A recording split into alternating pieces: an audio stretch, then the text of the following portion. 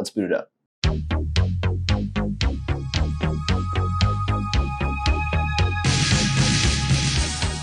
Okay, and welcome back, everyone. As always, I'm Matt. I'm Drew. And this is our first episode of Reboot Review. This is going to be a new spin-off series in between seasons of the Back Again podcast, where we pick 4 movies or 3 movies that have been rebooted from the past. And since we are in October right now, we are going to be doing some interesting Halloween horror-themed reboots. And today, we are going to start this off with the reboot to the 1988 Child's Play, and we will be doing the 2019 Child's Play. So in addition to this new series, we'll also be asking some altered questions as well to kind of decide whether or not this reboot was necessary or not. So without saying any more and kind of jumping into the episode, let's go ahead and start this breakdown/review. So Child's Play comes out in 2019. It's directed by Lars Klevberg. It's written by Tim Burton Smith, and it's starring Gabriel Bateman, Aubrey Plaza, Brian Tyree Henry, and Mark Hamill as Chucky. The budget for this movie was $10 million, and the box office was $44.9 million. Child's Play is about a hacked artificial intelligent toy doll named Buddy, who begins to kill local citizens in order to protect his owner, a teenage boy named Andy. So some things I want to talk about right off the bat with this movie, and we'll kind of, adapt as we go along.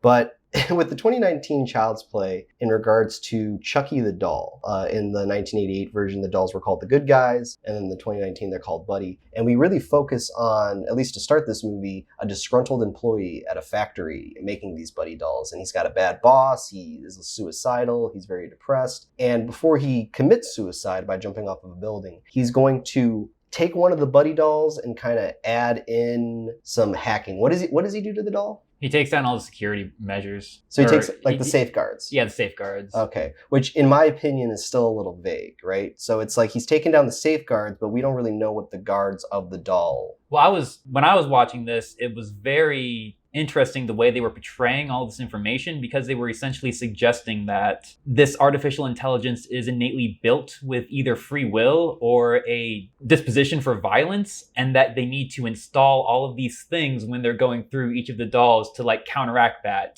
they have to build walls around the violent behavior that seems to be initially just naturally there. Yeah. And it's I know that's part of the movie and the storytelling, but if you just think about it for 5 seconds, it's a very ridiculous concept where it's they're almost meddling with this artificial intelligence, almost like a Skynet. Yeah. And they have to put all these safety precautions around it, and they're just asking for trouble because of course they're going to fall apart, or someone's just going to disable them. Whereas, in a realistic scenario, it would just be a much simpler technology, because it's not going to be it's not going to have this propensity for violence. Well, that's the point, right? It's we don't know the basis of the artificial intelligence from the get-go. We don't know how this society is already kind of using artificial intelligence. With the 1988 Child's Play, it's pretty clear cut as in what we're doing, right? We have a doll that is a lifeless doll, and then we have Brad Dourif pulling off some kind of voodoo ritual to then put him in the doll. So now you have the contrast of a cute, safe doll that is, lifeless, and up to this point with our characters, they don't know that dolls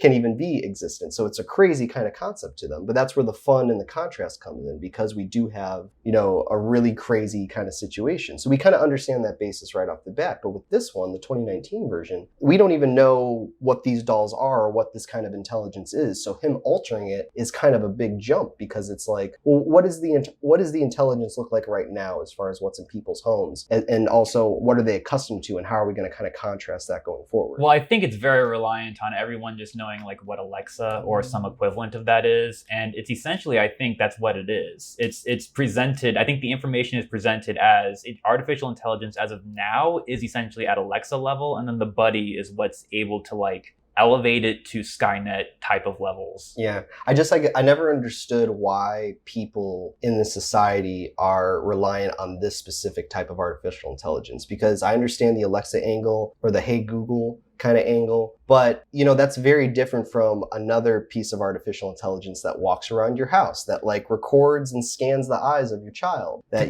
controls kind of every device, not in a way where it's kind of one thing that's taking place, turn on the lights and we turn off the lights, but it's doing very intricate kind of intelligence to where it's controlling kind of everything. Well, I don't think it's suggesting that everyone's doing this. I think it leans into the niche of like, this is what families are using now because they have kids, and it's something that they can kind of integrate into the family unit to make life easier. Well, they still made it sound like as if this is been normal, right? Like this is definitely normalized. This isn't like the first artificial intelligence doll. This is like, no, we've had a lot of artificial intelligence, so this is just another new step of it. But there is no reaction with our characters in regards to, isn't it crazy that this doll exists? Isn't it blah, blah, blah? Like they're already kind of, pessimistic kind of customers are like, my buddy doll's not exist. Like my buddy doll doesn't work. And, my buddy doll's eyes turn red. And this one's like the blonde one, not the ginger one. And what they do, and it's debatable how successful it is they do have that scene, which I really like, the very first scene where it is it Caslin? What's the company? Caslin, yeah. It's Mr. Caslin introducing the doll. And it's just essentially, it's presenting it as a very realistic commercial. And what I really liked about that is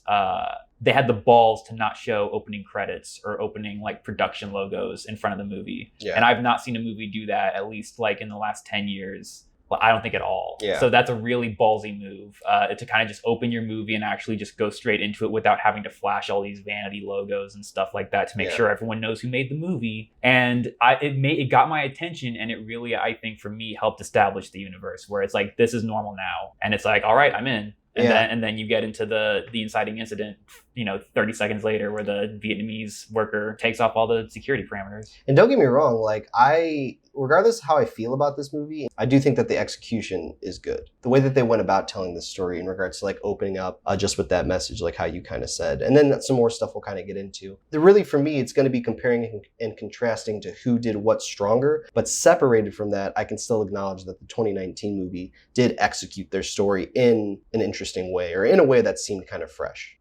Just to kind of give it the respect it deserves. Yeah. What do you think of the Vietnamese workers' kind of vague depression being the thing that kind of gets the doll evil?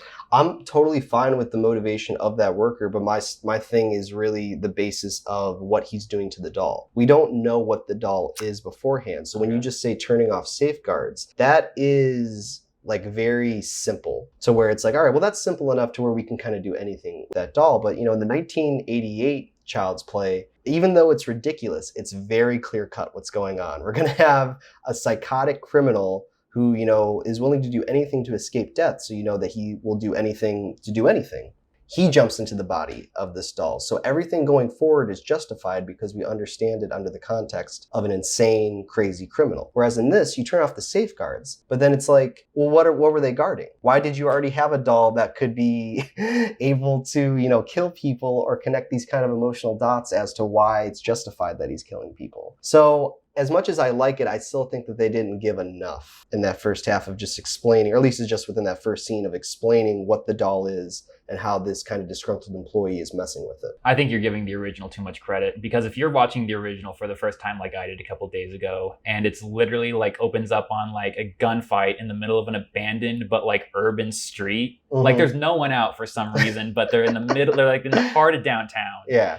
And it's literally like, I think they call him in that scene like the Strangler, Brad Dourif's character, but he's like running around with a gun. And then stuff happens. They end up in the toy store, him and the cop. Yeah. And he incites, it's not just like, he transfers his body or his soul in like a way that's like you may recognize from like Harry Potter or something. He uses like voodoo. It's straight up voodoo. And like opening on that and saying like, that's fine, because now we know that what's happening, and then like kind of like gauging the new one in a different light. I'm like, that first one's crazy as shit already. So the fact that you're defending it is interesting to me, because watching it kind of like back to back like I did, I thought it was really funny how it was like, okay, we're going to have this completely unrelated tangential event with the Vietnamese worker. For some stupid reason, he's going to program the AI and then he's going to commit suicide. I thought that was a great almost like homage to the original, where it's like, what's the craziest thing that can happen almost? And it's like this strangler who shoots people is going to transfer his soul with voodoo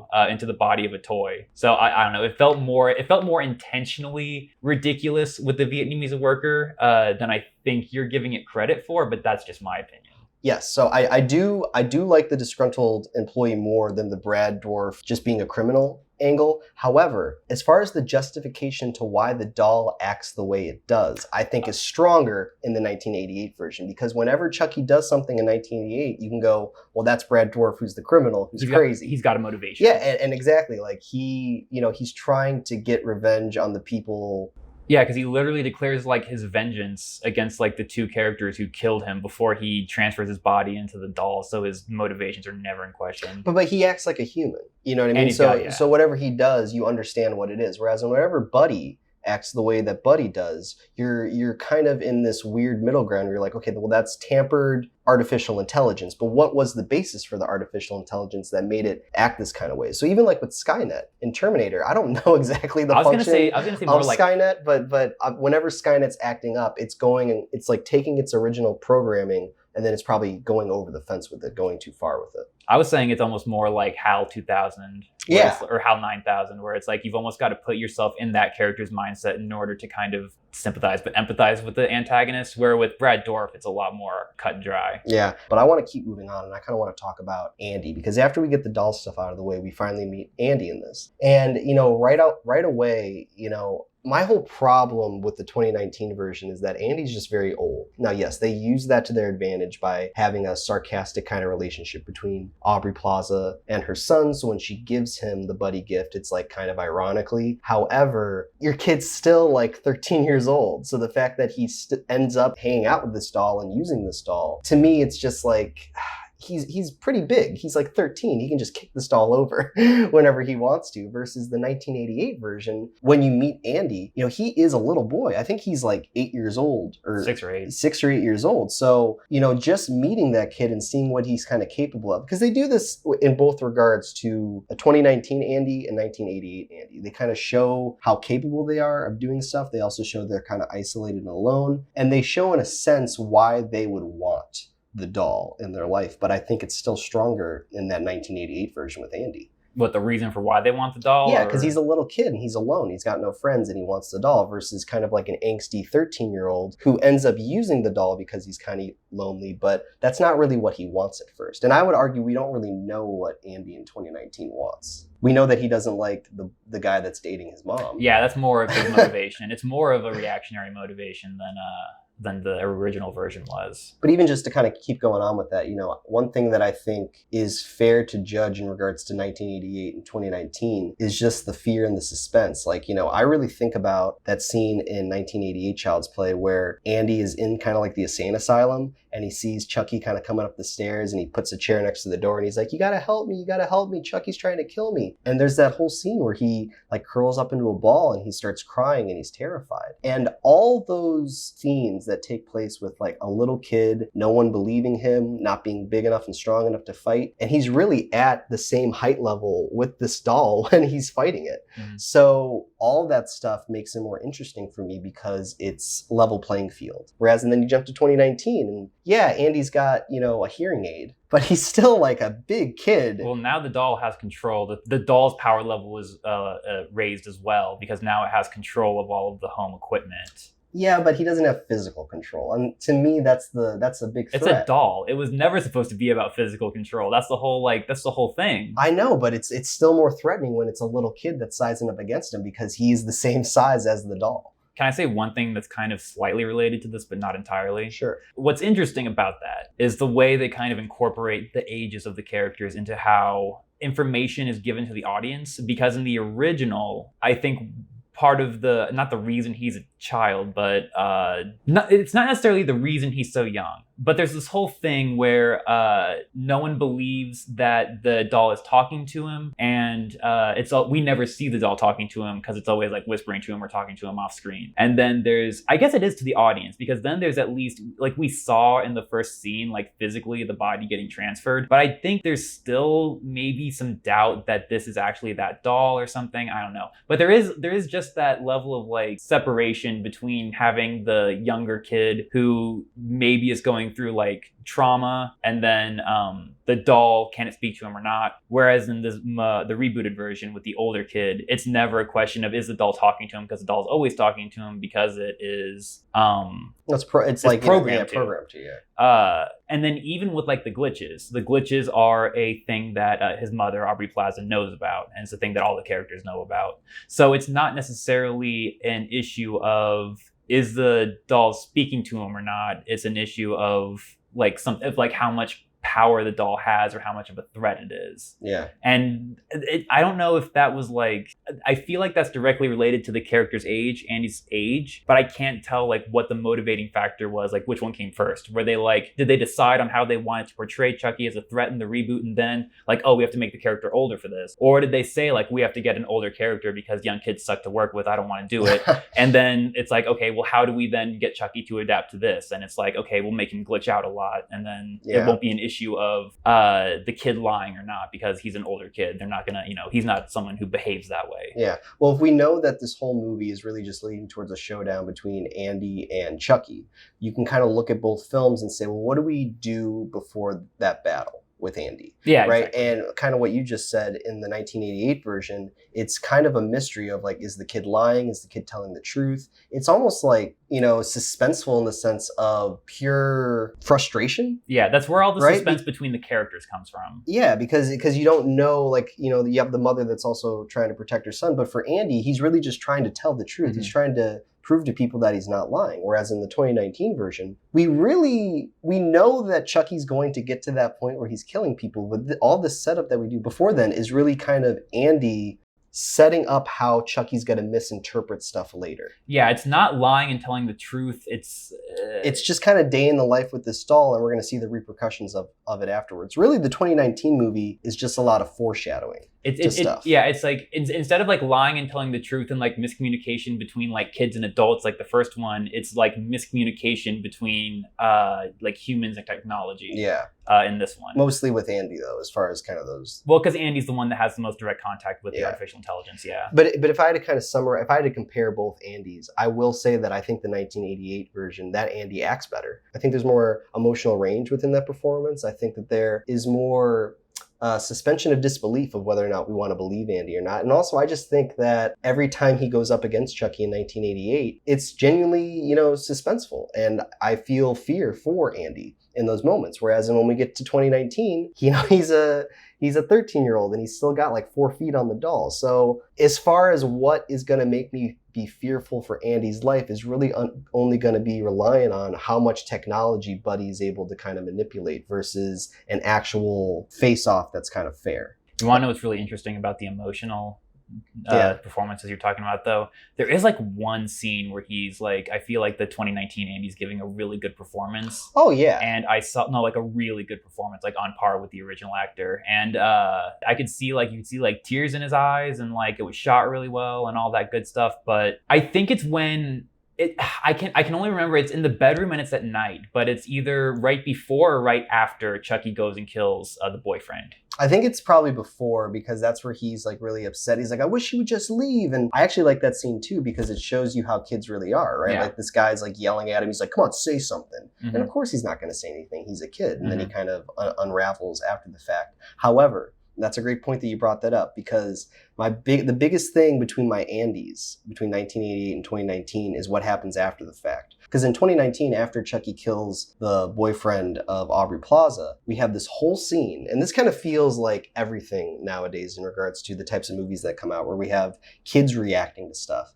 So Chucky brings back the head of Aubrey Plaza's boyfriend, and pretty much we just have Andy doing this thing of like, why did you do that? What's going on? What am I going to do now? And all those kind of reactions are very like comedy based. It feels like something from The Good Boys that just came out, where you have these kind of 10-year-olds like reacting to serious situations. But this kind of just turns into a wacky hijink act 2, where we have Andy and we have his friends, and they're all trying to figure out what to do with the head. He accidentally gives the head to like the mom of the cop neighbor or whatever.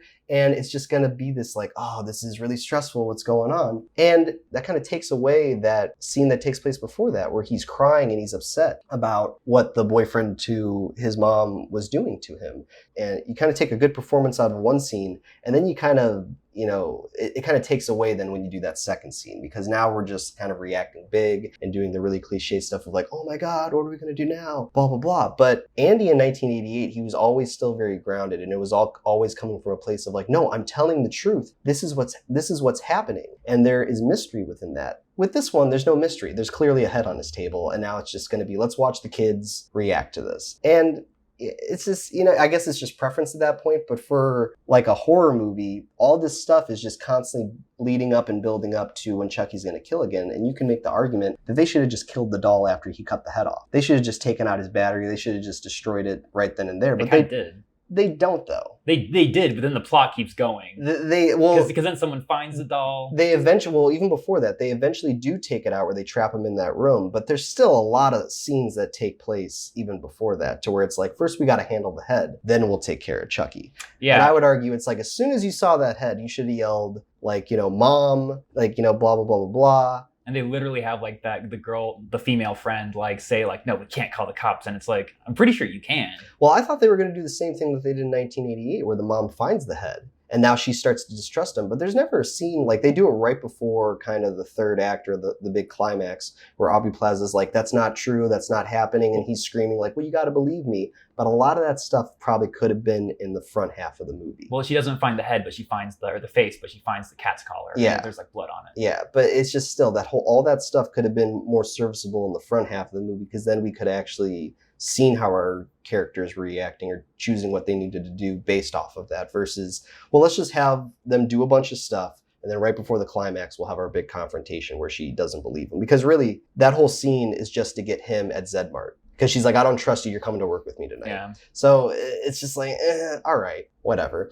Now, I actually like Aubrey Plaza's performance in 2019. I just don't think enough was given to her within the script. But with what she's given, she does do a good job. But I prefer my 1988 Karen, because, she is a single mom who's working on her own. She takes care of her son. And even when stuff starts to hit the fan with Andy in regards to believing him or not, she is the catalyst which starts off, the fight on his side when she finds out that the doll doesn't have any batteries inside of it. When Chucky he got no batteries. And then she has that little freak out kind of fight session with it. And then to the point where then she's going into the streets and she's trying to find the person she bought it from. She's a very proactive character. And I even think in regards to that scene where after she finds out there's no batteries in the doll, it gets out of the door and it's going down the elevator. And she is running like hell down those steps. And you have to remember at that time, she doesn't necessarily believe Andy to be true, but she's willing to do all of this stuff to prove that maybe he is telling the truth. And it's really just like that scene coming down the stairs and also taking the initiative to go find the cop and go out there. Aubrey Plaza's character, what does she do in this movie? She's reactionary. She's also like a victim to some extent, because she is getting manipulated by this abusive kind of boyfriend, even though he's not really abusive in the sense of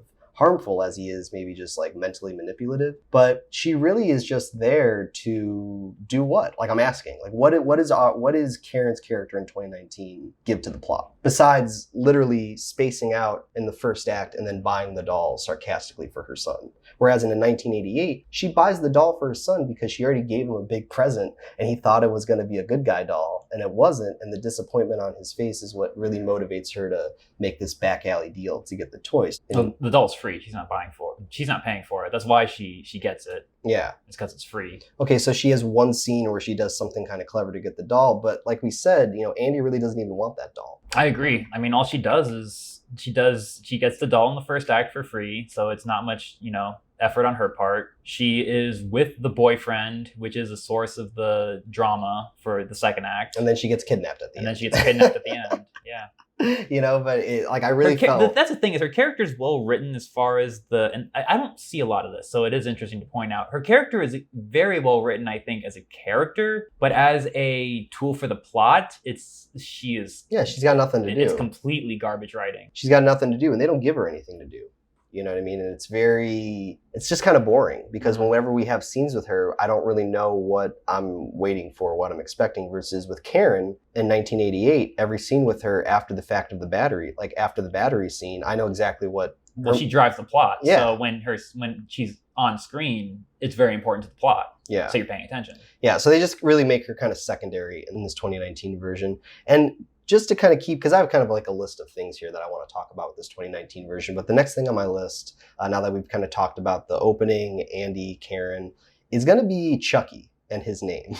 Okay, so in the 1988 version, Andy says to his mother, his name is Chucky, and we're to believe that he whispered that into his ear. Now, this is going to be a component later when Karen is figuring out like that Brad Dourif's body is in the doll, because like his name used to be Chucky. That was his nickname. Well, his name used to be Charles. Well, Charles, but his nickname was Chucky. Yeah. You know, so that's her like kind of connecting the dots. They do this so lazy in 2019 to where Andy says to them, he's like, oh, your name's going to be Han Solo, wink, because it's played by Mark Hamill. And then he goes, did you say Chucky? And it's like, no, I didn't say Chucky. And I guess, but then he just calls him Chucky from there on out, even though the doll said it incorrectly. Can I ask a really quick question? Yeah. Does he keep calling him Andy Sup, or does he call him Andy? No, he just calls him, he calls him Andy's up once. Oh my God, that's so inconsistent, lazy fucking writing. Well, I'll tell you what, it would have been really funny if they kept that. So imagine the whole movie, he goes, Han Solo, no! And on the end of that, he's like, Andy's up. Yeah. And that maybe could have been a fun thing they brought to it. You have to keep one and take the other. It would have to either be he mistakes Chucky and then he mistakes Andy Sup, so it's Chucky and Andy Sup, or it's Han Solo and just Andy. You can't have it the way they did it. Yeah. Because that's inconsistent character when it comes to AI. And the way they did it was really just for like a quick kind of gag. It was for a laugh, at least. It wasn't lazy necessarily, more than like for a joke, but still. But that's why I think this 1988 version is just a lot tighter as a script, because even though there's more ridiculous components to it, everything comes back around and everything is there for a reason. Whereas in this one, it's very reliant on the stuff from the first one. So that way when they make references, it's just kind of used as a side gag. And they probably could have just added names into this that would have contributed to the plot. But instead, it's just like, Han Solo because it's played by Mark Hamill, and Chucky because of a glitch. But to be fair, I feel like that is part of what makes a reboot. And then, like, in defense of this movie, I feel like they don't do it as often as some other reboots do. Well, even if and it's not offensive. As long as they don't, it doesn't matter if it's offensive. As long as they don't do it often. But there are other clever things in the movie, so it just felt like they could have found a clever way to call him Chucky. Like maybe he was there's that scene where all the kids are watching Texas Chainsaw Massacre 2. And just as a side note with that, from an editing perspective, they start that scene with the kids watching. This is a part of Texas Chainsaw Massacre 2 where you're actually in Act 2 of that movie, where we have Chop Top talking to the female character at the radio station, and then Leatherface comes in and kind of like drills into his head a little bit. That scene takes place in Act 2 of the movie. Then after that, they cut to a scene of Texas Chainsaw Massacre 2 where Leatherface is cutting into a car with his chainsaw. That's like the opening scene of the movie. So they jump from like, the way these kids watch the movie is like they jump to Act 2, then they jump to Act 1, then they jump to Act 3. So just from an editing perspective. Maybe they were just watching like a highlights reel. Yeah, they're watching like a YouTube clip of scenes from Texas Chainsaw Massacre 2. But you probably could have put something in there where maybe they could have picked another famous kind of horror movie, because Chucky never grabs a chainsaw and he never wears the face of somebody. So whatever movie the kids are watching, if you're trying to do this thing of the AI learns and it adapts, why don't you pick a movie where it can then take the name Chucky, or it can do something else, even with the knife, like Halloween or something like that. But instead it's just, this movie they're killing people, so that's how he's going to learn to kill people. But you probably could have incorporated the Chucky name there, and also, the desire to use a knife, because the movie is unrelated to why he uses a knife. He uses a knife because Andy cuts a peanut butter and jelly sandwich. Yeah, I wonder what the motivation was for including the Chainsaw Massacre 2. They probably were just fans of that movie, because it is a fun, like, cult movie that, is probably influential to a lot of, people making movies today. But it's just like, why don't you just start with that scene where he's cutting into the car and then progressively show the movie as they would watch it? Well, because they know no one's seen that movie. Well, it's just like, come on. Like, I'm sure there's so many people, like CinemaSins is going to catch this,